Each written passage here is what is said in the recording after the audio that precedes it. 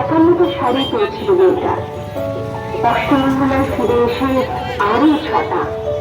এত শাড়ি একসঙ্গে সে জীবনে রঙের প্রথম থাকে। সে রাখলো সব নীল শাড়িদের।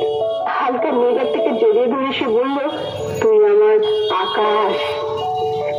রাখলো সব গোলাপিতে। গোলাপিতে জড়িয়ে সে বলল, তোর নাম অভিমান।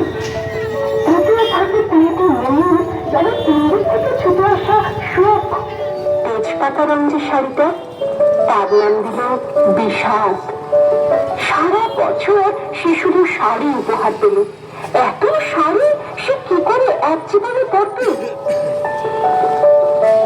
কিন্তু বছর যেতে না যেতে ঘটে গেল সেই ঘটনাটা। সন্ধ্যের মুখে মেয়েটি বেরিয়েছিল স্বামীর সঙ্গে চাইনিজ থেকে। কাপড়ে মুখ বাঁধা ইঙ্গিত ছিল এসে দাঁড়ানো। স্বামীর চারপটে ঢুকে গেল তার নিচে। ওপর থেকে নিচে নিচে নেমে ডান দিকে তাকে গেল খাবার। ফিস থেকে তখন ধোঁয়া উঠছে।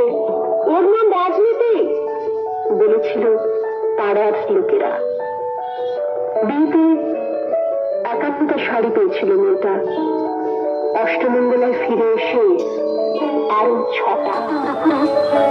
শাশুড়ি যখন ঘুমিয়ে সে তার সমস্ত শাড়ি বের করে 6তলার বারান্দা থেকে উড়িয়ে দিল নিচের পৃথিবীতে।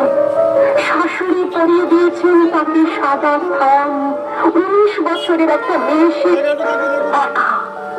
কিন্তু সেই থানও এক ঝটকায় খুলে দিল 3জন। তারা একটি সত্য নগ্ন বিধবাবে দৌড়চ্ছে আর চিৎকার করছে,